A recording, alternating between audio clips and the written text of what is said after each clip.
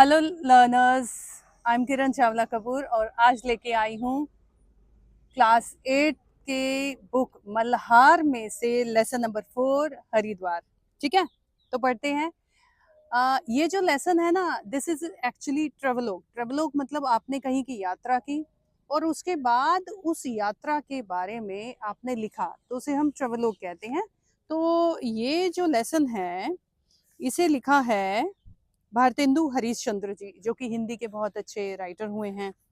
और उन्होंने इसमें एक एडिटर को अपनी यात्रा के बारे में बताया है। तो क्या लिखते हैं कि श्रीमन कवि वचन सुधा संपादक माँ महिम मित्र वरेशु, कि उन्होंने कहा है कि श्रीमान कवि वचन सुधा, कवि वचन सुधा नाम है संपादक का, महामहिम एक अच्छी रेपुटेशन रखने वाले मित्रों में से आप मेरे हैं।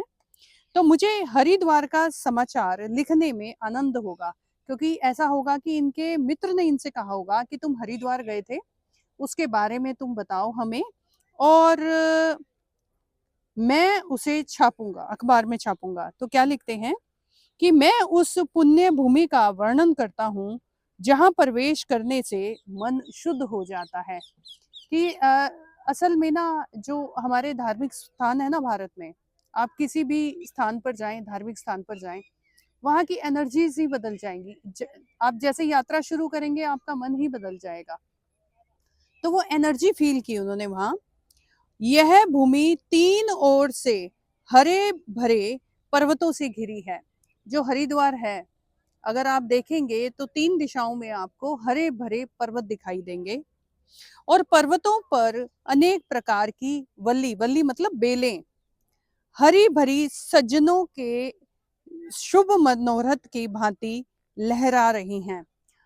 देखिए, आप जैसे ही चारों तरफ नजर डालेंगे तो आपको लगेगा कि जो हरी भरी बेलें हैं ना, ये बेलें शुभ मनोरथ की तरह सब तरफ फैली हुई हैं और बड़े बड़े वृक्ष ऐसे खड़े हैं मानो पेड़ एक पैर पर खड़े होकर तपस्या कर रहे हैं।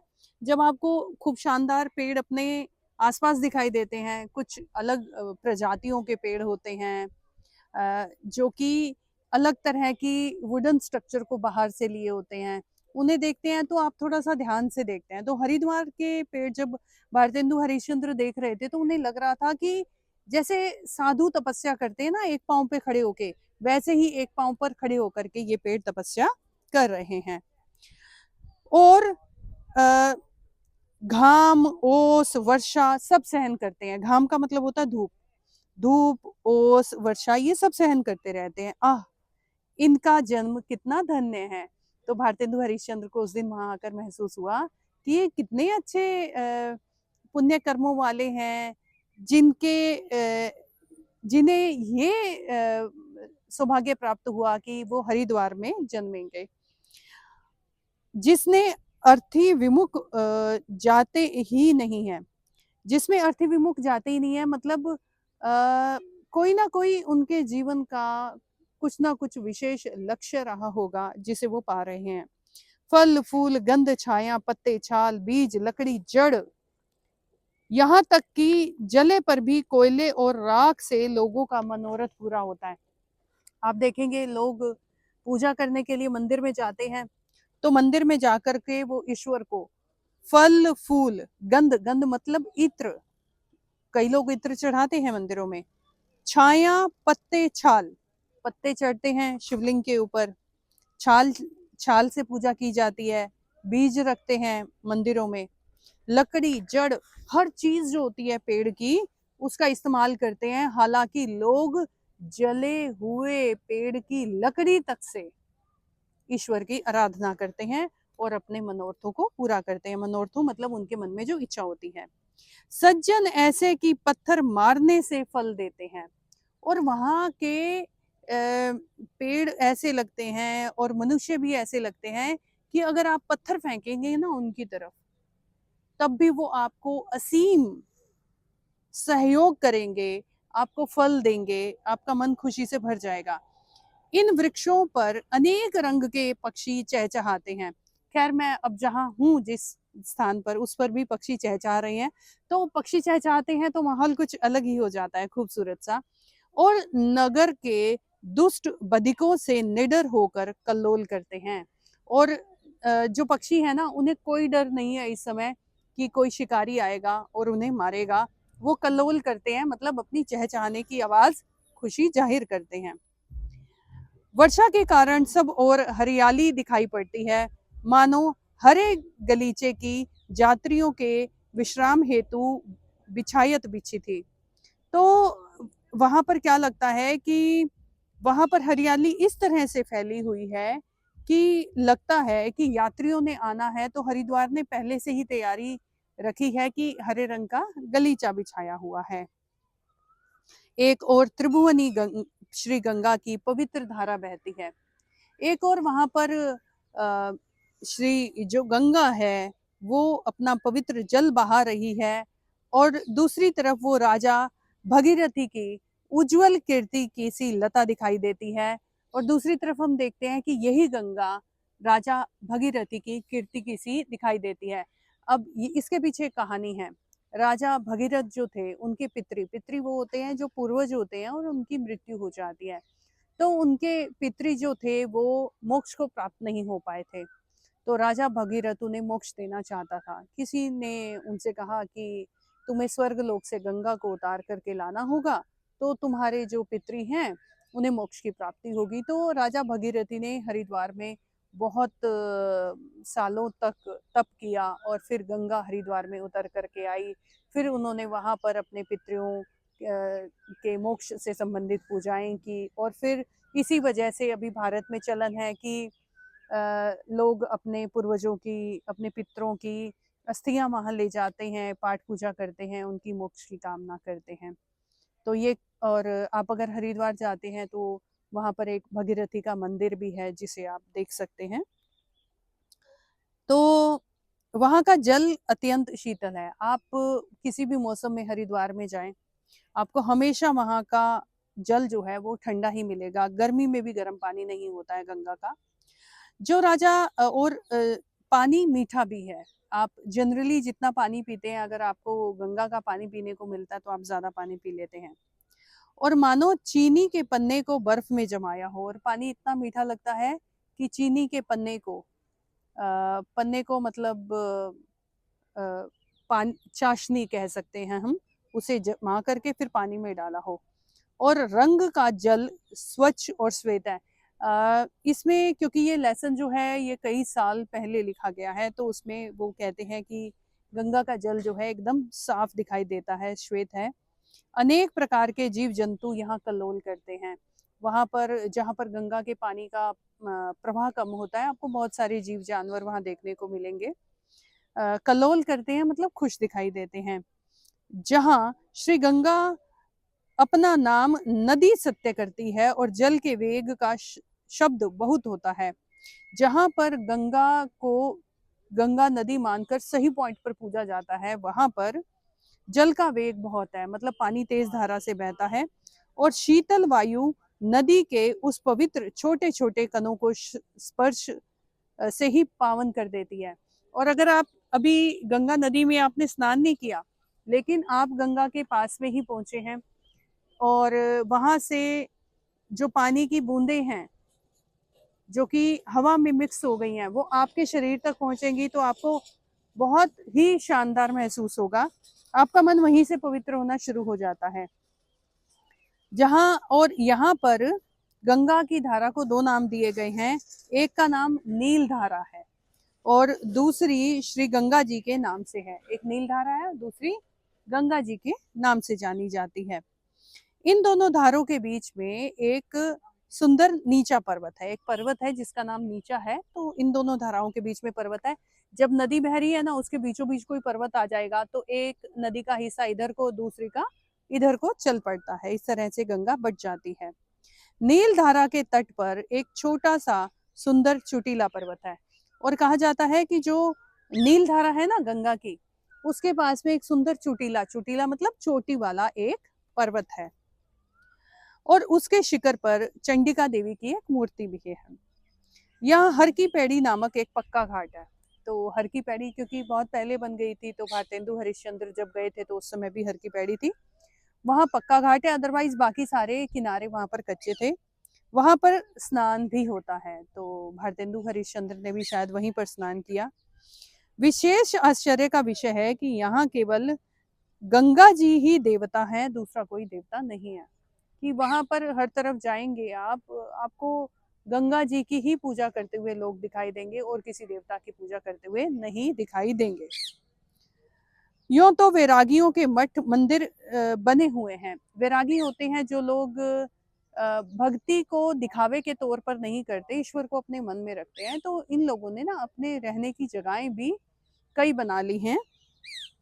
और श्री गंगा जी का पाठ भी तो बहुत छोटा है पर वेग बड़ा है।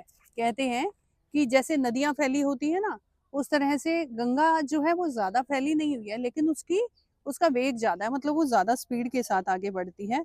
तट पर राजाओं की धर्मशाला यात्रियों के उतरने हेतु बनी हुई है, और गंगा के किनारे पर ही धर्मशालाएं बनी है। अब ये धर्मशालाएं क्या होती थी, आजकल तो आप लोग होटल सुनते हैं। तो ऐसा है बेटा कि पहले के समय में ना लोग अधिकतर पैदल यात्राएं करते थे, इतने सब साधन नहीं होते थे आने जाने के लिए। तो आप कहीं भी ट्रेवल करते थे, एक शहर से दूसरे शहर, इवन गांव में भी ना लोग धर्मशालाएं बनाते थे। ये लगभग खाली कमरे कमरे होते थे, इसमें और कोई खास सुविधाएं नहीं होती थी। लोग वहां पर रात को सोते थे और अगले दिन आगे यात्रा करने के लिए बढ़ जाते थे। तो क्योंकि हरिद्वार में बहुत सारे लोग तीर्थ यात्रा के लिए जाते थे, तो वहां पर राजाओं के समय से बनी हुई धर्मशालाएं थी। इवन आज के समय में भी आपको हरिद्वार में भी धर्मशालाएं देखने को मिलेंगी जो कि कम रेट्स पर अवेलेबल होती हैं। तो वहां पर जो दुकानें हैं वो भी बनी हुई हैं हरिद्वार में, और रात को बंद रहती हैं। अधिकतर दुकानें रात को बंद रहती हैं, लेकिन आजकल के समय में रात को भी कुछ दुकानें खुली रहती हैं। यह ऐसा निर्मल तीर्थ है कि इच्छा क्रोध की खनि जो मनुष्य है वो रह नहीं पाता। कहते हैं कि कितनी अजीब बात है, कोई व्यक्ति अगर क्रोधी है, बुरी भावनाओं वाला व्यक्ति है ना, तो वो हरिद्वार में नहीं रुक पाएगा, ऐसा महसूस किया जाता है। क्योंकि अगर आपकी बुरी भावना है तो अच्छी भावना वाली जगह पर आप रह नहीं पाएंगे। तो पंडे दुकानदार इत्यादि कनखल और ज्वालापुर भी आते हैं। तो कई पंडित हैं, कनखल नाम की एक जगह हरिद्वार के पास में, ज्वालापुर से आते हैं। पंडित भी विलक्षण संतोषी हैं, वहाँ के जो पंडित हैं ना वो भी संतोषी हैं। वो भी ज्यादा आर्ग्यूमेंट्स नहीं करते हैं, एक पैसे को लाख मान लेते हैं। अगर आप उन्हें एक पैसा देते हो दान के तौर पर, तो उसे बड़े प्यार से स्वीकार करते हैं। इस क्षेत्र में 5 तीर्थ मुख्य हैं: हरिद्वार, कुशाव्रत, नीलधारा, विल पर्वत, कनखल। तो इन 5 जगहों की बारे में बताया गया है कि 5 जगहें हैं जहाँ पर आप तीर्थ स्थान मानकर वहां पर जा सकते हैं। हरी पैड़ी पर ही, हरिद्वार तो हर की पैड़ी पर नहाता है, और हरिद्वार जो है ना वो मेनली हर की पैड़ी ही है। कुशाव्रत पास में है, नील धारा वहीं दूसरी धारा है। विल्ल पर्वत भी पास में है, जो कि बहुत खूबसूरत पर्वत सुनने में आता है, और जिस पर विल्लेश्वर महादेव की मूर्ति भी है। और कनखल भी एक तीर्थ है। किसी काल में दक्ष ने यही यज्ञ किया था, और यहाँ सती जी का अपमान ना सहकर उसने अपना शरीर भस्म कर लिया था। अब ये जो सती है, आप जानते हैं ना कि जो शिव जी हैं उनकी पत्नी का नाम है पार्वती। तो जो पार्वती हैं इनका पहले का एक जन्म था, और उसमें भी वो शिव जी की ही पत्नी थी। तो एक बार उनके जो पिता हैं, सती के पिता, उनका नाम रहा है दक्ष। तो दक्ष ने एक हवन करवाया, और उस हवन में सती और शिवजी को नहीं बुलाया। सती को जब इस बात का पता चला कि उसके पिता एक बहुत बड़ा यज्ञ करवा रहे हैं जिसमें बहुत सारे देवी देवताओं को, राजाओं को बुलाया गया है, और उसमें मुझे और मेरे पति को न्योता नहीं दिया गया है, तो सती गुस्से में आकर के अपने पिता के यहाँ पहुंचती है। उस समय वहां पर यज्ञ चल रहा होता है, और वह यज्ञ के अग्नि कुंड में ही अपने जीवन का त्याग कर देती हैं, और इसके बाद फिर पार्वती का जन्म होता है। तो उसी यज्ञ की बात की गई है कि किसी काल में दक्ष ने यहाँ यज्ञ किया था, और यही सती ने शिव का अपमान ना सहकर अपना शरीर भस्म कर दिया था। यहाँ कुछ छोटे छोटे घर भी हैं। यहाँ भारामल, जय कृष्ण खत्री जैसे प्रसिद्ध धनिक, धनिक मतलब अमीर लोग भी रहते हैं। हरिद्वार में एक बखेड़ा कुछ नहीं है और शुद्ध निर्मल साधुओं के सेवन योग्य तीर्थ है। मतलब हरिद्वार में आपको कोई समस्या नहीं आएगी। वहां पर अगर आप जाते हैं तो वहां पर आपको निर्मल साधु मिलेंगे, मतलब जिनके मन में कोई मैल नहीं है। मेरा तो चित्त यहाँ से जाने का हुआ ही नहीं। और अब ईश्वर भारतेंदु जी महसूस करते हैं कि मेरा मन इतना खुश हुआ कि अब मैं यहाँ से जाना ही नहीं चाहता हूँ। मैं दीवान कृपा राम के ऊपर के बंगले पर टिका था मतलब रुका था। तो इन्होंने अपने ठहरने की जगह के बारे में बताया है। एक स्थान भी उस क्षेत्र में टिकने योग्य ही है, मतलब हर एक जगह है जहाँ पर आप रह सकते हैं, कोई दिक्कत नहीं है। चारों ओर से शीतल पवन मतलब ठंडी हवा आती है। यहाँ रात्रि को ग्रहण हुआ और हम लोगों ने ग्रहण में बड़े आनंद पूर्वक स्नान किया। ये एक धार्मिक आस्था है भारत में कि जब ग्रहण होता है तो उसके तुरंत बाद लोग स्नान करते हैं। तो जब भारतेंदु वहां गए हुए थे तो ग्रहण हुआ और उन्होंने फिर वहां पर स्नान किया। दिन में भागवत का पारायण हुआ, मतलब इन्होंने भागवत गीता सुनी। वैसे ही मेरे संग कल्लू जी मित्र भी परमानंदी थे। और भारतेंदु जी के एक मित्र थे जिनका नाम था श्री कल्लू, वो भी उनके साथ में रहे और परमानंदी थे। एक दोस्त होता है जो आपके साथ घूमने जाता है, आपको बार बार टीज करता है, और एक दोस्त होता है जो आपके साथ घूमने जाता है और आपके सफर का, आपके रहन सहन का जो खुशी है ना उसको दुगना कर देता है। निदान इस उत्तम क्षेत्र में जितना समय बीता बड़े आनंद से बीता। तो उन्होंने जो भी वहां समय बिताया बहुत अच्छे से बिताया। एक दिन मैंने श्री गंगा जी के तट पर रसोई की। आप देखिए कि कहीं पानी बह रहा है, पानी के किनारे आपने पत्थर लगाए, वहां पर चूल्हा लगाया और वहां पर खाना बनाया। अब जब आप खाना खाने बैठे ना तो नदी में से ठंडे ठंडे पाँव के छींटे जो हैं वो आप पर गिर पड़ते हैं, तो इसमें कितना ही आनंद आता है। तो उस समय के पत्थर पर का भोजन सुख सोने के थाल के भोजन से बढ़कर था। तो यहाँ पर भारतेंदु हरिश्चंद्र महसूस करते हैं कि अगर मुझे कोई सोने की थाली में खाना खाने को दे देना तब मुझे इतना आनंद नहीं आएगा जो आनंद मुझे गंगा के किनारे बैठ करके खाना खाने में मिला है। और चित्त में बारंबार ज्ञान वैराग्य भक्ति का उदय हुआ। मेरे मन में अपने आप ही ज्ञान वैराग्य ये सब चीजें पैदा होने लगी। वैराग्य ना किसी को शो नहीं करते हैं, वो भक्ति आप प्लेट हाथ में नहीं उठाकर चलते कि हम ईश्वर की पूजा करने जा रहे हैं, वो वैराग्य उस तरह की भक्ति होती है। तो लड़ाई झगड़े का कहीं नाम ही नहीं था। यहाँ और भी कई अच्छी वस्तुएं हैं। जनेऊ यहाँ का अच्छा महीन है, महीन मतलब बारीक धागे से बना हुआ अच्छा जनेऊ है। यहाँ उज्जवल बनता है, सुंदर रंग का है। यहाँ की कुशा सबसे विलक्षण है। कुशा मतलब जो घास उगती है वो बहुत अच्छी है, जिसमें से दालचीनी जावित्री इत्यादि की अच्छी सुगंध आती है। और इसमें से जावित्री दालचीनी की सुगंध आती है। कमाल की बात यह है कि आप अगर दालचीनी जावित्री लगाएंगे तो उसमें से उसकी खुशबू आएगी। यहाँ घास में से ही उसकी खुशबू आ रही है। मानो कि यह प्रत्यक्ष प्रकट होता है कि ऐसे पुण्य भूमि है जहाँ की घास भी सुगंधमय है। तो वो फील करते हैं कि कमाल की बात है कि घास में भी खुशबू है। निदान यहाँ जो कुछ है अपूर्व है और भूमि साक्षात विराग में साधुओं और विरक्तों के सेवन योग्य है। और यहाँ की धरती जो है अपूर्व है। अपूर्व है मतलब उन्होंने अब के पहले कोई ऐसी धरती नहीं देखी, ऐसा विराग महसूस नहीं किया है। तो संपादक महोदय, मैं चित्त से अभी तक वही निवास कर रहा हूँ कि मतलब भारतेंदु कहते हैं मैं घर आ गया हूँ, घर से बैठकर आपको पत्र लिख रहा हूँ, लेकिन मेरा मन अभी तक हरिद्वार में पीछे कहीं छूट गया है। और अपने वर्णन के द्वारा अपने पाठकों को इस पुण्य भूमि का वृतांत विदित करके मनो अवलंबन करना चाहता हूँ। और जब मैं फिर से हरिद्वार के बारे में लिख रहा हूँ तो मेरा मन फिर से वही जोर पकड़ रहा है और मैं अपनी बात को कह रहा हूँ। निश्चय है कि आप इस पत्र को स्थान दान दीजिएगा, कि आप मेरे इस पत्र को अखबार या मैगजीन जहाँ भी छापना है ज़रूर छापिएगा। आपका मित्र यात्री भारतेंदु हरीशचंद्र। और अगर आपको इस लेसन की एक्सप्लेनेशन पसंद आती है तो हमारे साथ बने रहने के लिए सब्सक्राइब ज़रूर कीजिएगा। Thank you very much.